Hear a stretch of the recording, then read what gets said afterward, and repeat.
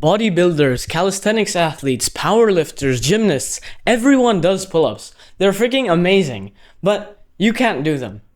Hey bro, I'm Orpheus, a 15-year-old calisthenics athlete. As of now, I can do 40 kilo pull-ups, clean muscle-ups, and 22 pull-ups in a row. So why are pull-ups even this good?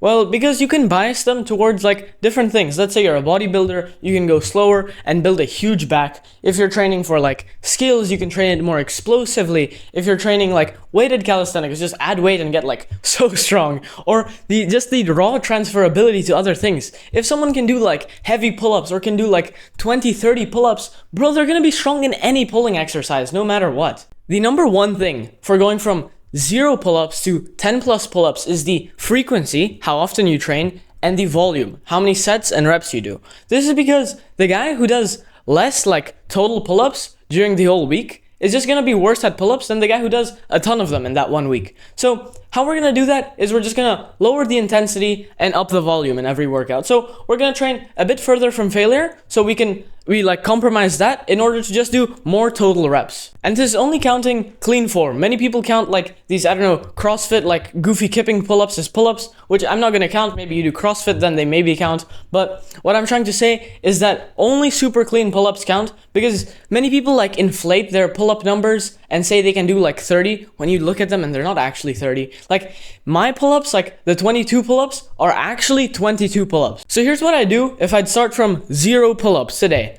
I would first of all use assistance. This is super important. You otherwise just can't do the exercise. I would keep the volume high. Like I said, the weekly volume should be like 15 to 22 sets of pull-ups per week. And I would keep so those are the high sets. Technically, this is on the higher end. And then keep the reps low, like 3 to 6 reps, but still training like maybe two reps, like roughly 2 reps from failure. So keeping 2 reps in the tank. And make sure you're doing high frequency so your body gets lots of like opportunities to adapt to the pull-up. So 3, 4, maybe even 5 times a week if you're serious. And also if you can recover from that. Because the first sets you're doing are always going to have a lot more impact on your strength and building muscle gains compared to the last sets that you're doing. So if you're able to just do more of the first sets, you're just gonna get better gains. So if you can optimally train like 5 times a week and just like spread your, let's say 20 sets among the 5 times, so you just do 4 sets every day, or instead of that you do, let's say 3 times a week, where you just do like you put a lot of sets in every day, you're gonna be getting inherently worse results, but just because the more sets you do, the more like the gains decrease as you keep going. You've probably heard the craze, like so far this is like super popular on social media, the like low volume, high intensity sort of like 2-set method stuff. This is not like complete BS, but there are specific times for this. This is like from powerlifting and like complex periodization tactics. This is what's called a peak week, and this is when you're already pretty strong at something but want to like peak your progress so that you can then like actually test your like 1 rep maxes, like 3 rep maxes, stuff like that. So this is definitely not the time to be doing like low volume, high intensity, because you want to first like unlock it and then be able to unlock the volume of that. So this is just like a different like situation. And for progressive overload on this, we're just gonna keep it simple, adding reps. You can also add sets, but that's a little bit complicated. I just want to keep it simple. So let's say you have your 5 sets here of pull-ups and you want to keep the reps the same. That's what's optimal. So what you're gonna do is you're gonna, let's say, do the first 2 sets with a light resistance band because you're like less tired. Then the second 2 with like a medium one, and the last one with like a strong band. That way you keep the intensity the same and you keep the reps the same, but you just like increase the assistance so you make it easier as you get more fatigued. And so the next session, right, you have your 5 sets. What you'll do is you'll just maybe you'll do the first 3 sets you'll do with the light, and then you'll go medium. That's progressive overload. Or maybe you do like you just add like 1 rep to your first 3 sets, and then you keep the next 2 the same, right? You can either add reps or decrease the assistance. Those are 2 ways of doing it. I would say first like add reps. So go from like, if your range is in the 3 to 6 rep range, you start from 3 reps and then you build your way up to 6 reps. And once you reach 6 reps on all your sets, then you decrease the resistance, the assistance. And once you feel ready, you can go for some like actual pull-up attempts. I wouldn't say to like spam these. Just at one point, you're gonna kind of do it accidentally. You're gonna figure out that you can do a pull-up, right? And once you're at this point, you're gonna be doing like, if you can do 1 to 2 reps of like bodyweight pull-ups, you're gonna do, let's say, your 5 sets example, right? You're gonna do 2 reps bodyweight pull-ups, 1 rep bodyweight pull-up, and then light resistance band, maybe medium resistance band, or maybe just light resistance band if you still can. And this is like the hardest part, going from 0 to 1 pull-ups, because the raw percentage increase is like absolutely huge compared to going, let's say, from 5 to 7 pull-ups. Because let's say you can do a little bit of a pull-up, right? You can go until here. Let's say that's 0.2 of a pull-up, just to be like super specific on the numbers. You can do 0.2 of a pull-up. Reaching 1 pull-up is a huge increase compared to going from like 5 to 7 pull-ups. Even though you literally added 2 pull-ups compared to the first one where you added only 1 pull-up, you're actually getting, it's much easier to go from 5 to 7. If you just think about it in like percentage-wise, how much your body, like by percentage, has to get stronger. And now what I do to go from 1 to 10 plus pull-ups. If you can do 10 plus pull-ups, you're actually strong. And not like, like goofy form. I'm talking about like proper form. You're actually pretty strong. And your carryover to rows and stuff, you'll like genuinely feel it.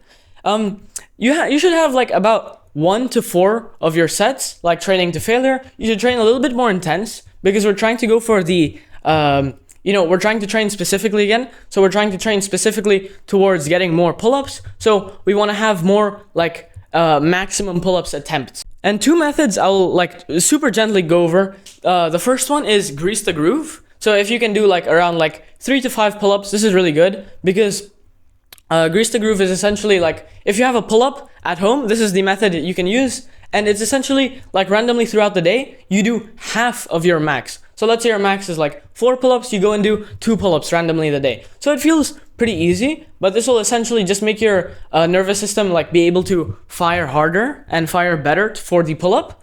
This is like, it's not gonna make you actually much stronger. It's just gonna like adapt your nervous system, this is a good method. Like I got my pull-ups this helped me with my pull-ups, but the second method, this is a bit better for what we're training right now for endurance, and that is EMOMs, every minute on the minute. So usually, this is usually done with like 10 minutes. So what you do is only 1 minute rest between sets, so technically 10 sets, and you see how many pull-ups you can do each set. So I would say like, if your max is like, let's say 4 reps, let's take that example, you do like maybe 1 or 2 reps. This isn't like such a good example for 4 reps. Maybe if you can do 5 or 6 reps, right? You go and you do 3 reps, then 3 reps, then 3 reps, 3 reps, 3 reps, and then your next one you do like maybe 2 reps, 2 reps, 2 reps, 1 rep, 1 rep, right? And your goal is to eventually make all of them 3 reps, and then you level up to 4 reps. So then you do maybe like 4, and then 4, and then maybe on the last 2 you fail and you do 3. And this will just generally build up your like really good work capacity. Work capacity is being able to do like generally lots of sets one after the other, and this kind of indirectly just builds endurance, because you're training closer to that like sort of like failure and endurance point. So this really helped me as well. You can try these methods out. I wouldn't say one is better than the other. Just try them out, see which one you like, and keep on doing that, because you'll always just come back to the one you like. Still include some tough sets, still include some sort of like tests of like where you are, so you can see what your true level is. Like I said, 1 in 4 sets should be to failure. This could also be every 1 in 5. So you just go and test like how many actual pull-ups you can do, and this will just like go more specific to what our goal is right now, which is more endurance, like more pull-ups. And here we're going to be doing less sets but higher reps, because we're training specifically, right? So we're gonna be doing like, on average, we're gonna have like 1 to 2 reps in the tank, so 1 to 2 reps in reserve, and we're gonna be doing like maybe 4 sets per session, 3 times a week, so maybe like 12 to 15 sets per week. And about right here is where most people need to have their first deload week. A deload week, if you don't know what that is, that's essentially an easy week where you bring down your accumulated fatigue. You accumulate fatigue that you don't feel in your muscles, in your body, in your nervous system, in your like just your brain, your mental, just getting tired from pushing again and again. So you can have like a deload week where you just do like half of everything. You train maybe like 2 or 3 times in that week, like for your whole body, right? Only 2 or 3 times, and you do like half the reps, half the sets, half the weight. That's like a super easy way to do it. But just essentially just have a super easy week. What I usually do on this week, if I was like when I was training more bodybuilding style, I was just doing like 2 full body days in that deload week. But right now I would recommend you to do something along the lines of 3 times a week and just train like basically half of everything. Just half literally everything. Half the weight, reps, sets. This is where I had like a super big plateau. I couldn't like increase my pull-ups, pull-up weight or anything for like 1 month or so. So yeah, definitely take a deload on this one, otherwise you'll end up in a pretty big plateau. Next up is weighted pull-ups. This is like kind of the third stage of this video. This is like really insane. If you can do weighted pull-ups, bro, people are gonna look at you in the gym. It just looks so sick. But you need to make sure you implement these things I'll talk about, because your pull-ups, like your weighted pull-ups, might like significantly plateau you if you don't implement these things. So let's start. Only start this, right? Only start this. Don't even watch the rest of this video if you can't do like 15 pull-ups or you can't do 3 sets of 10 pull-ups. Don't even watch this part. Weighted pull-ups are so good because of their like crazy like carryover to so many things. If you can do weighted pull-ups, your rows are gonna be strong. Your like, I don't know, your back is just gonna be pretty big, you know? It's just gonna be huge. And the skill carryover to actual like calisthenic skills is also like one of the best for, one exercise that leads to a ton. Like, for example, the weighted pull-up, it's not the most optimal, but it's pretty good for muscle-ups. But you can like make it more like specific to muscle-ups by training explosive weighted pull-ups. And that's what I'll talk about. But you can also, let's say, train it just so you can get a strong base for your like all-around calisthenics, so you can get strong at then after to add like L-sit pull-ups, and then you transition into like front lever and all these different things. It just has like a really strong base for implementing it into different things. Okay, if you can do 3 sets of 10 pull-ups or 1 set of 15 pull-ups, you just did a deload, right? First off is train explosively. This was a big mistake I made at this point, which I wasn't training explosively, and so I had to reach literally like 17 or 18 pull-ups to get my first muscle up, which is crazy. People get their first muscle up in like 11, maybe like 14, maybe 15 pull-ups. And you don't want to be that guy who can do like 15 plus pull-ups and still can't muscle up. So learn this lesson from me and make sure you train explosively. Maybe not on every single set, but make sure you incorporate some like decent explosiveness. Not like RPE 10, like no reps in reserve explosiveness, but make sure the explosiveness is like pretty good, and you don't train with this like slow bodybuilding style, because you're just not gonna get your muscle up, you're not gonna get like explosive, you're gonna just move less weight. So many downsides. Just learn this from me and do your reps explosively. How I would start this to be the most optimal. This is a goofy way to start this, to be honest, but this is just what you gotta do. You start with the super tiny weights. You start off with like, the 1 kilo, the 2.5, maybe the 5 if your pull-ups are already really strong. And here we're gonna be implementing something called periodization. This is just like splitting your goals into certain periods of your training. So you don't have to know at all how this works. If you want to learn though how to do this to your own training and like dips and all this different stuff, I have my free community, link is in the description. Anyways, you're gonna start off with 3 of your weeks, like the first 3 weeks are gonna be somewhat easy. You're gonna be training RPE 10, that's 2 reps in reserve. And you're gonna be doing like 4 sets of 8, that's a good example. Or maybe like 5 sets of 7, 4 sets of 7, 4 sets of 8. You wanna be in that like rep range, in that set range. So we're just adapting slowly to adding weight, because we don't want to like go super quick into adding like very heavy weight, like 10 kilos, 15 kilos, because that's ultimately gonna lead us into a plateau, because it's gonna be way too intense and we haven't adapted to that yet. So your first 3 weeks are gonna be like using the tiny plates and doing like 4 sets of 8, maybe 4 sets of 7, somewhere along those lines. And then your 2 weeks after that are going to be slightly harder. You're gonna do something like 3x5, maybe 3x6, but I would say do 3x5 RPE like about 9. So you're gonna be leaving about 1 rep in reserve, maybe 2. Like from time to time you can leave 2, and then you're gonna have your final week of this, which is gonna be like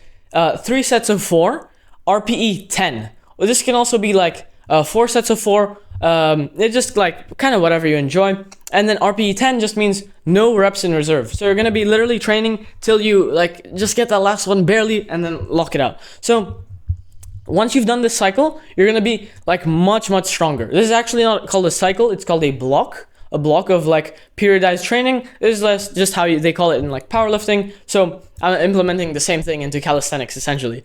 And then after this, you're gonna do a deload, right? So just the easy week I talked about, and then you're gonna test your 1 rep maxes and repeat something similar. You don't have to test exactly your 1 rep maxes if you're not interested in that, but you can like test your 3 rep maxes or like 2 rep maxes or test your muscle ups, see where you're at.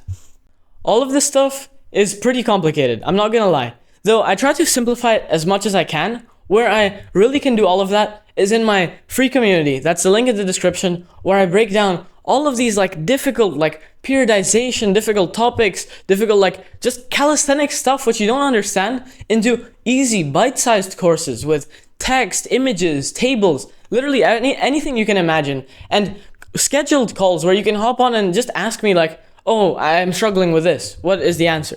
And you'll get the answer straight up then and there. So if you want to like actually get some good gains, reach those like 10 pull-ups, reach those 15 pull-ups, reach weighted pull-ups, muscle ups, all these different things, check out Weightasthenics, the link in the description. That is it, bro. See you. Keep overloading.